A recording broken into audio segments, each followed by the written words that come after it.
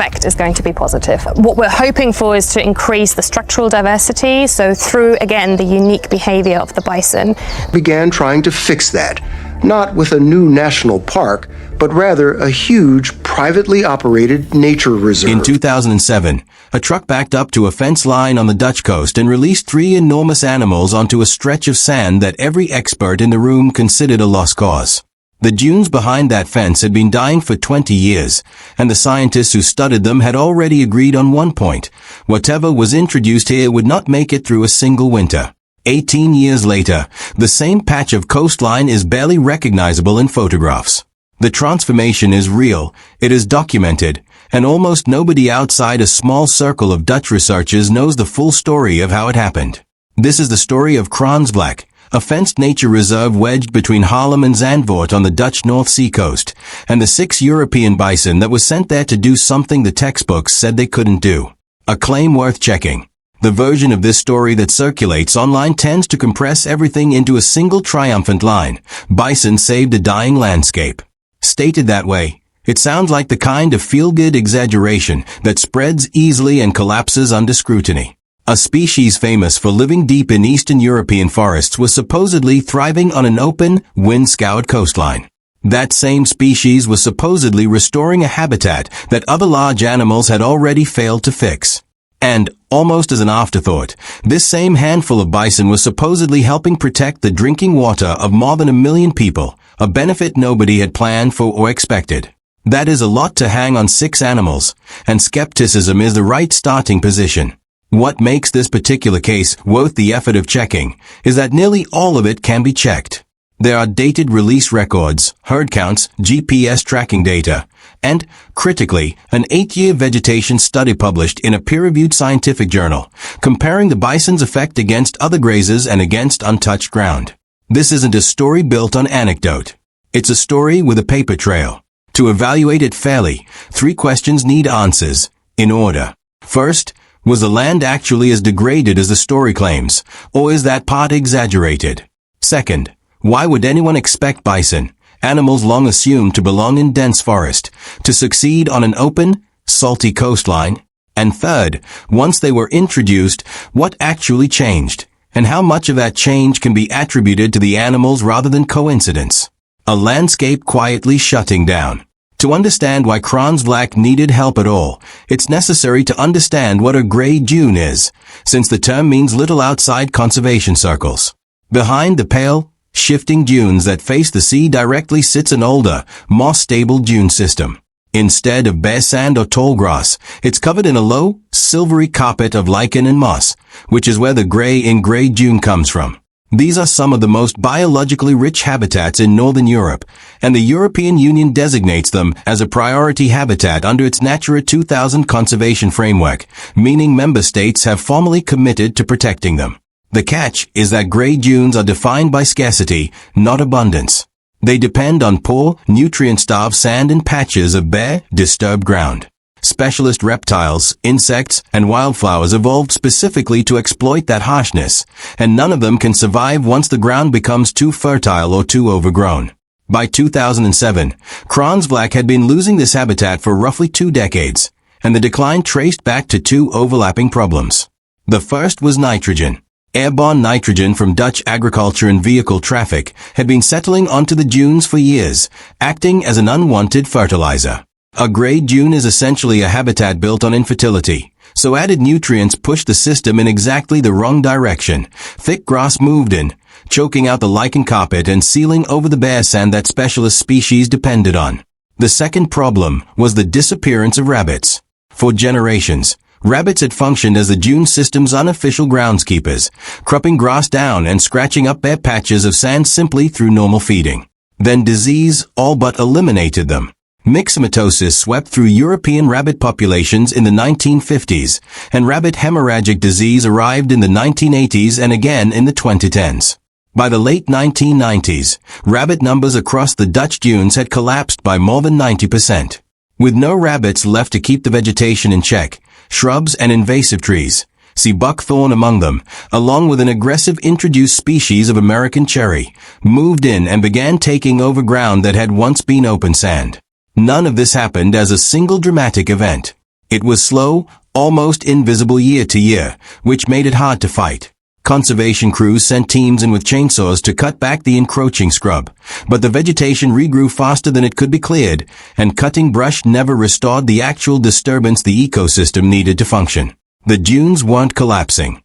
They were quietly closing over, season after season, until the specialist species that needed bare, unstable ground had almost nowhere left to go. An unlikely fix, tried first with the wrong animals. The organization that first noticed this problem up close wasn't a wildlife charity. It was PWN, the regional water utility that owns roughly 7,300 hectares of these dunes, a detail that matters more than it first appears, and one worth returning to later. PWN had already tried to slow the decline by introducing conic horses and highland cattle, on the reasonable assumption that grazing animals would hold back the encroaching vegetation. It worked, up to a point. The horses cropped grass down and the cattle browsed on young shrubs, and the rate of decline slowed in places. But it wasn't enough to reverse the trend, and the reason came down to a gap in what these animals actually did. Horses and cattle graze from above. They trim vegetation, but they don't meaningfully disturb the ground beneath it. They weren't breaking up the soil, exposing fresh sand, or physically reshaping the terrain, and that kind of ground disturbance was precisely what the gray dune ecosystem was missing. The grazing reduced the symptom without touching the underlying cause. One of the people trying to solve this puzzle was Yvonne Kemp, a project coordinator working with the conservation group ARK Nature alongside PWN. Kemp had spent years arguing for an idea that many of her colleagues found hard to take seriously, that the European bison had been fundamentally misclassified, and that its reputation as a forest-dwelling species was based on incomplete evidence rather than the animal's true nature. The conventional view wasn't unreasonable. Nearly everything scientists knew about wild European bison came from observing them in the Bialowieza forest, straddling the Polish-Belarusian border, the last refuge where the species clung on after being hunted to near extinction everywhere else. There, bison live under dense forest canopy, and are fed hay through the winter by rangers.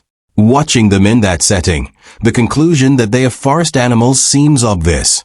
Kemp's argument was that this reasoning gets cause and effect backwards. Her position, shared by a number of researchers, though far from universally accepted, was that bison didn't choose the forest, they were driven into it. Centuries of human hunting pressure pushed the last surviving animals into the one terrain where they were hardest to track down and kill, deep woodland. By the time anyone studied bison systematically, the only population left alive happened to be a forest population, which may reveal more about where humans allowed bison to survive than about where the species is naturally best suited. It's worth being precise about what's established fact here, and what's interpretation. That today's wild bison live mainly in forests is a fact. That this proves bison are a forest-adapted species is an interpretation, and a genuinely contested one. Kemp's reading of bison history is a hypothesis, not a settled conclusion, and serious researchers still disagree about how far it should be extended.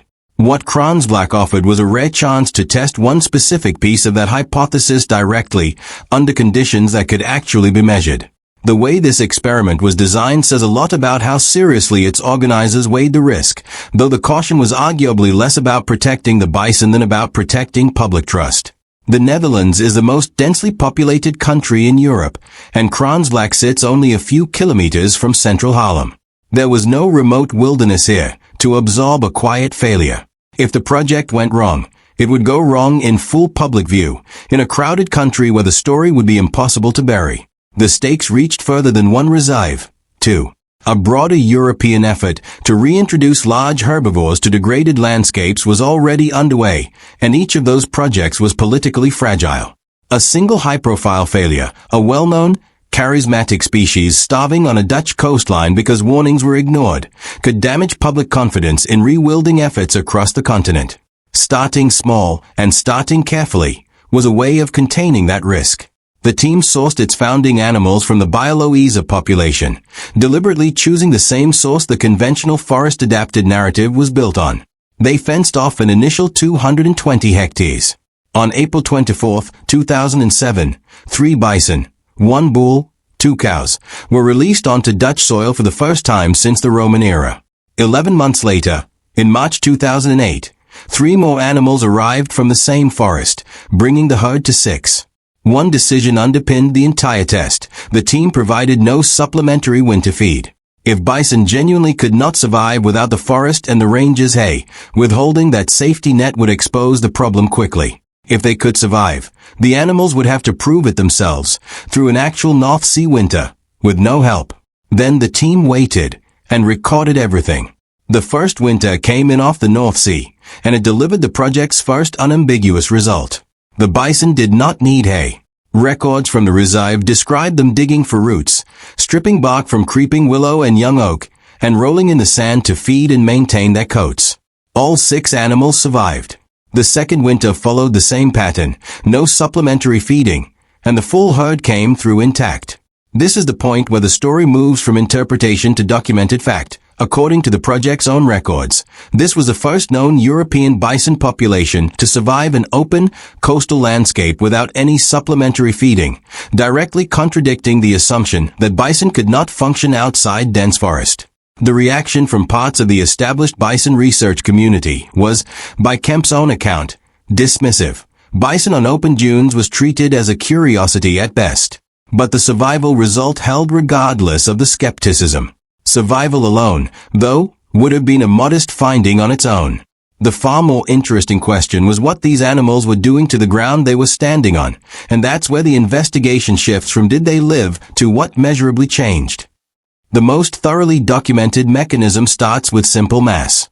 A European bison weighs somewhere between roughly 600 and 900 kilograms, making it around 5 times heavier than any other grazing animal present in the Dutch dunes. That extra weight lets it reshape the ground in ways lighter animals physically cannot. Several times a day during summer, a bison drops to the ground and rolls, a behavior called wallowing, which helps clean the coat, dislodge parasites, and regulate body temperature. Every bison does this. But when an animal of that size rolls repeatedly in the same spot, it scrapes out a shallow pit of loose, bare sand roughly 2 meters across.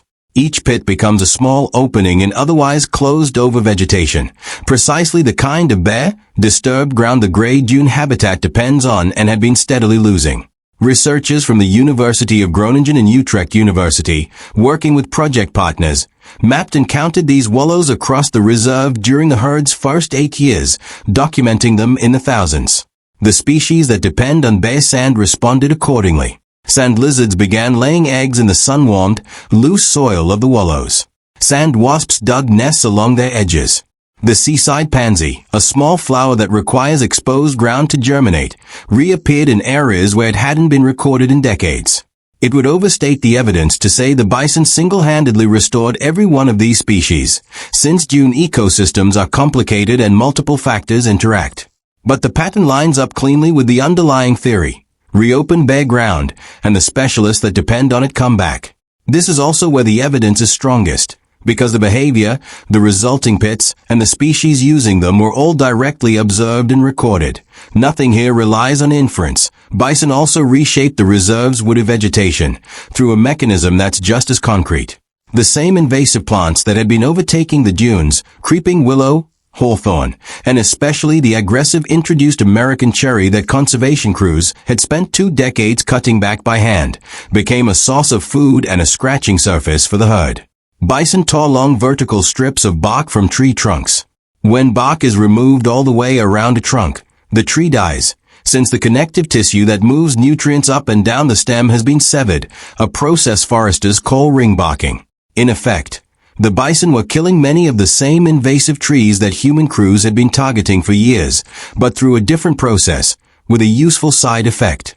Ringbark trees don't fall over and vanish, they die standing. Standing deadwood isn't waste in ecological terms. It becomes habitat for deadwood beetles and the broader web of species that depend on decaying timber, a category of life that gets removed entirely when a chainsaw crew cuts wood down and hauls it away. As dead trunks lost their leaves and the surrounding scrub thinned out, more sunlight reached the ground, benefiting the low pioneer plants the gray dune habitat needs to survive. The useful comparison here is between 2 methods, not 2 outcomes. A chainsaw crew clears unwanted trees and disposes of the debris. The bison achieve a comparable reduction in the same invasive species while simultaneously generating standing deadwood habitat and reopening the canopy to light, and they do it continuously, as a byproduct of daily behavior, rather than in scheduled seasonal campaigns. A third mechanism involves how plants actually move around the reserve, and it comes down to the bison's fur. A European bison's coat is dense, oily, and heavily matted, built for surviving open winters. Studies conducted at the project found that this coat carries dozens of plant species at any given time, in the form of seeds and bays caught in the wool. As the animals roam across their territory, they carry those seeds from one part of the dunes to another and shed them along the way. In other words, the bison weren't just opening up bare ground for new plants to colonize, they were also delivering the plants that would colonize it. The contrast with the reserve's other grazers is instructive here. The conic horses and highland cattle ranged over smaller areas and carried far less plant material, partly because of their shorter coats and more limited movement patterns. The bison covered more ground and transported more material, effectively acting as a mobile connector, stitching together open patches, seed sources, and fragmented habitats that had drifted apart from one another over decades of decline. Ranger observations and mapped wallows are compelling, but they aren't proof on their own, and the project team knew the strongest version of their claim needed a controlled comparison. That evidence arrived in 2018, when Kemp and her co-authors published an 8-year vegetation study in the peer-reviewed journal Mammal Research. The study's design allowed for a genuinely fair comparison. Researchers tracked fixed survey lines, the same strips of ground measured repeatedly over time, across 3 separate zones within the park. One grazed by bison alongside conic horses, one grazed only by free-ranging cattle, and one left with no large grazers at all, allowed to develop on its own. The key measurement was woody plant encroachment, the spread of shrubs and trees that had been closing over the gray dunes in the first place. The results formed a clear gradient. In the ungrazed control area, encroachment accelerated, with vegetation closing over faster than before. In the cattle-only area, encroachment continued largely unchecked.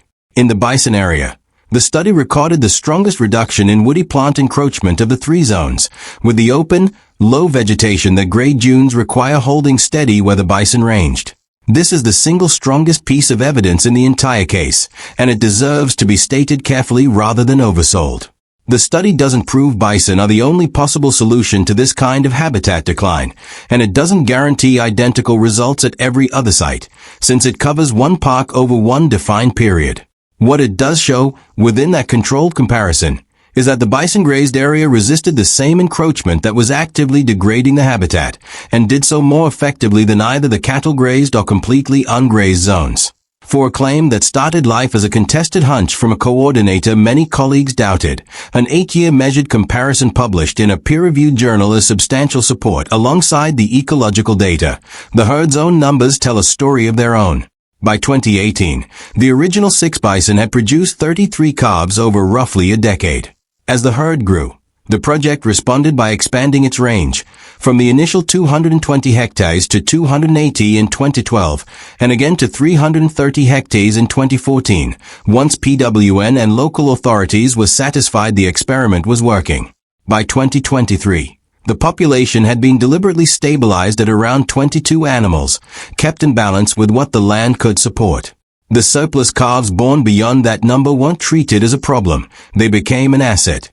Animals born and raised at Kransvlak had effectively proven, through their own upbringing, that they could survive on open coastal ground without supplementary feeding, which made them valuable founders for restoration projects elsewhere. Surplus bison from the herd have since been relocated to reintroduction projects in Spain, Germany, and other sites within the Netherlands.